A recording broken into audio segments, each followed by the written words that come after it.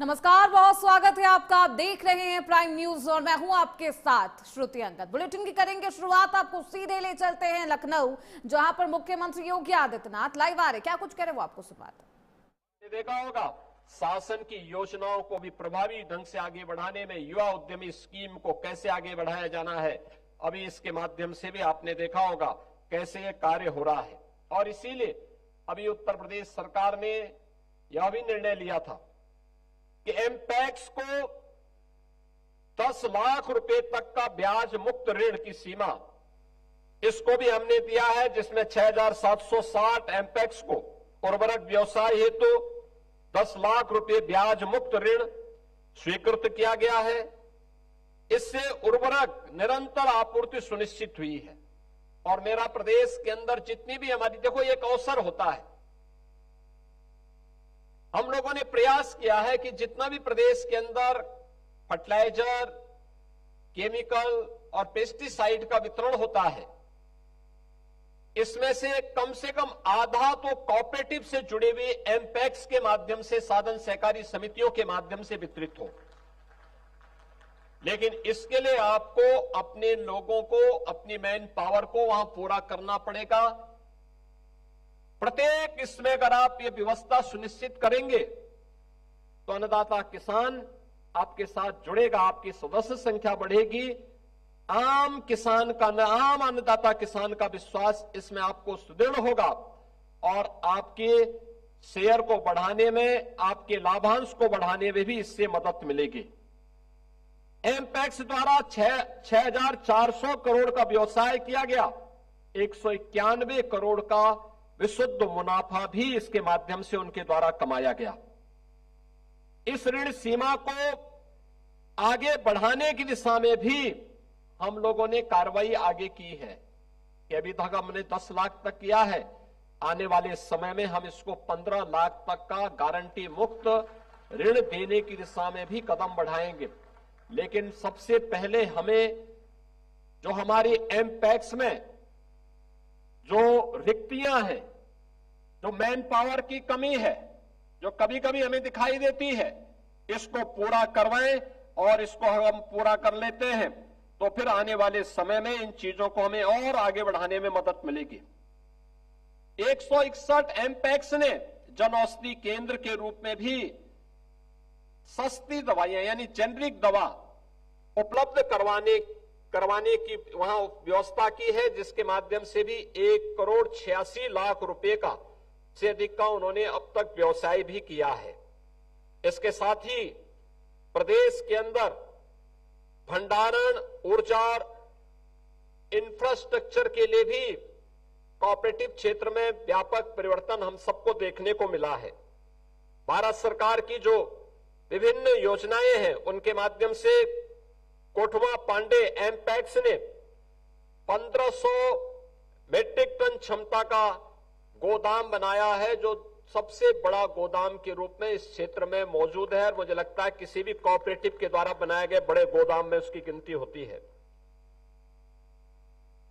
25-26 में 24 नए पैक्स के द्वारा भी ऐसे स्टोरेज बनाने की कार्रवाई आगे बढ़ रही है। 502 एमपैक्स में सोलर रूफटॉप पैनल की बेस स्थापित करने का कार्य पूर्ण किया गया है।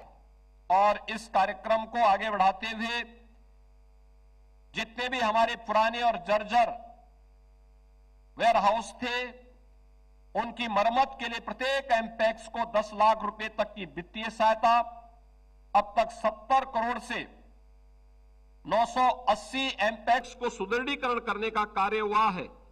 25-26 में 30 करोड़ इसमें अतिरिक्त प्रावधान भी हम लोग इसके साथ किए हैं। एमपैक्स के उन्नयन के लिए 800 से अधिक नवगठित एमपैक्स को सरकार के द्वारा वित्तीय सहायता भी प्रदान की जा रही है। 1 लाख रुपए के मार्जिन मनी के साथ 1 लाख रुपए की जो आधारभूत संरचना है, जैसे पीने का पानी, वहां पर शौचालय, फार्मर शेड, कंप्यूटर, रैक और अन्य जो भी वहां की आवश्यकता है, इसके अनुरूप वहां पर एक कार्रवाई हम लोगों के द्वारा तेजी के साथ आगे बढ़ाने का कार्य भी, इसको तेजी के साथ आगे बढ़ाया गया है और Uttar Pradesh state cooperative bank अब नाबार्ड से ये श्रेणी के बैंक के रूप में अपने आप को स्थापित किया है। इसमें तमाम प्रकार की कार्रवाई आगे बढ़ी है। इस प्रदेश में इसके द्वारा 40 शाखाएं आज संचालित हो रही हैं। अब मैं कह सकता हूं कि हमारे जिला कोऑपरेटिव बैंक की जो 50 जिला कोऑपरेटिव बैंक थे, आज के दिन पे सभी के सभी लाभांश कमा रहे हैं। यानी जो पहले बीमार थे और बाकी भी बीमार होने की ओर जा रहे थे, क्योंकि तो एक वास्तव में एक संक्रमण होता है, एक बीमार होता है दूसरा भी बीमारी की तरफ बढ़ता है। लेकिन जैसे उस बीमारी को समय रहते उपचार कर लिया जाता है तो सारे लोग स्वस्थ हो जाते हैं। ऐसे ही अब उत्तर प्रदेश के सभी 50 कोऑपरेटिव डिस्ट्रिक्ट कोऑपरेटिव बैंक आज के दिन पर लाभांश कमा रहे हैं और हम लोगों ने one district one bank one cooperative bank की इस परिकल्पना को भी साकार करने की दिशा में कार्रवाई प्रारंभ की। बलरामपुर में एक नया जिला कोऑपरेटिव बैंक के गठन की कार्रवाई आगे बढ़ चुकी है। 24-25 में 162 करोड़ 2 लाख रुपए का लाभ भी हमारे कोऑपरेटिव बैंक ने कमाया है और अब इसमें हम लोगों के द्वारा तेजी के साथ आगे कार्य हो रहा है। बहनों और भाइयों, अच्छी सरकार आती है, यही होता है। पिछली सरकारें वन डिस्ट्रिक्ट वन माफिया पालती थी, यानी कोऑपरेटिव क्षेत्र तो पिछली सरकारों की माफिया राज के कारण बर्बाद हो गया था। किसान की पूंजी फंस गई थी, हजारों करोड़ फंस गई थी। 4700 करोड़ रुपए का हमने 16 जो कोऑपरेटिव बैंक जिनके लाइसेंस जब्त हो गए थे, किसानों का वो पैसा हम लोगों ने फिर धीरे धीरे करके वापस करवाया। आज वो पैसा भी वापस है, बैंक भी फिर से अपना काम करते हुए आगे बढ़ रहा है।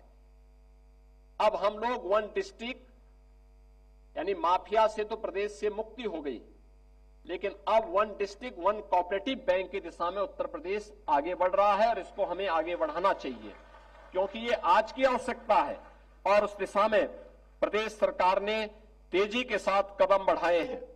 ये हमारे लिए इसलिए भी महत्वपूर्ण है क्योंकि हमें वित्तीय समावेशन की दृष्टि से जितने भी फाइनेंशियल इंक्लूजन है, जितनी भी केंद्र और राज्य सरकार की योजनाएं हैं, इन योजनाओं को प्रभावी रूप से क्रियान्वयन करने के लिए यह कार्य आगे बढ़ता है और स्थानीय स्तर पर युवाओं के लिए रोजगार की नई संभावनाओं को भी आगे बढ़ाया जा सकता है।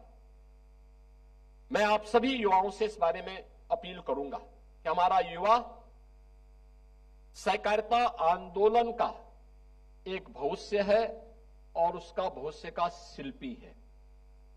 आपको इस दिशा में अपने आप को तैयार करना है। यह युवा सहकार सम्मेलन या प्रदेश की समृद्धि और प्रदेश की सामूहिक विकास की दिशा में एक नया मील का पत्थर साबित होगा और आदरणीय प्रधानमंत्री जी ने जो भारत सरकार के माध्यम से सहकार से समृद्धि, सहकार से आत्मनिर्भरता का विजन देशवासियों को दिया है कि हमें 2047 में विकसित भारत की परिकल्पना को साकार करना है, उसे साकार करने की दिशा में सहकारिता आंदोलन को हमें उतनी ही मजबूती के साथ आगे बढ़ाना पड़ेगा।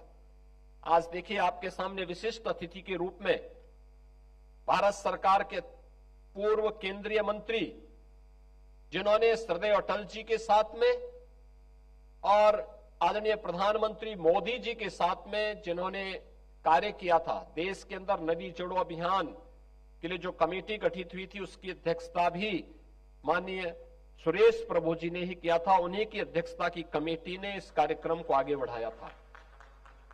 देश के अंदर सहकारिता के लिए जो ड्राफ्ट तैयार हुआ है वह भी आप ही की अध्यक्षता में जो कमेटी है उसने बनाया है। आज उनका मार्गदर्शन आपको प्राप्त हो। प्रदेश भर से आप युवा आए हैं, सहकारिता की उन बारीकियों को उनसे समझने की आवश्यकता है।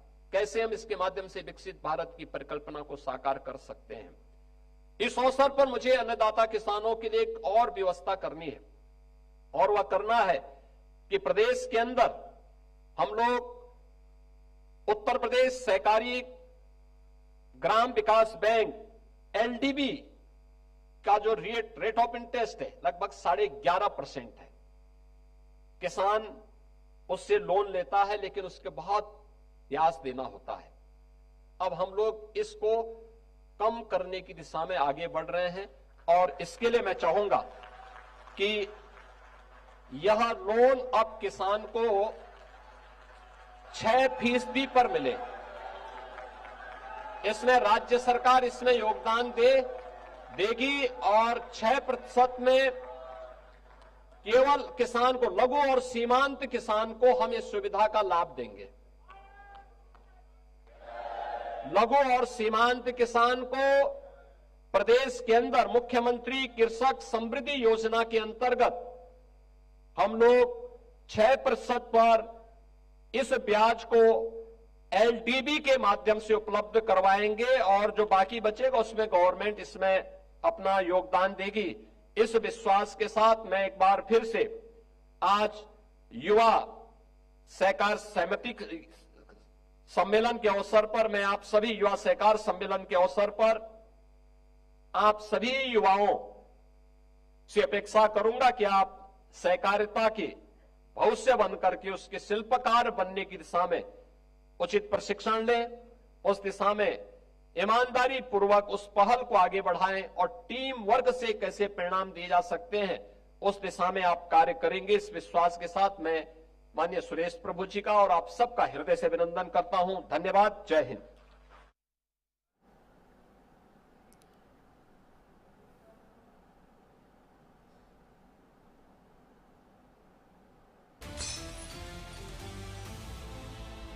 मुख्यमंत्री योगी आदित्यनाथ को आप सुन रहे थे। लखनऊ में युवा सहकार सम्मेलन का शुभारंभ किया गया है। यूपी को कोऑपरेटिव एक्सपो 2025 का शुभारंभ किया गया है।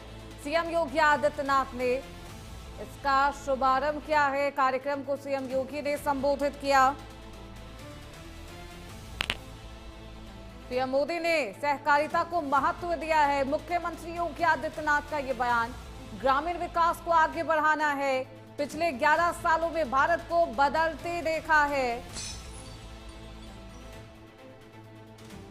युवा सहकार सम्मेलन का शुभारंभ किया गया है। यूपी कोऑपरेटिव एक्सपो 2025 का शुभारंभ किया गया है।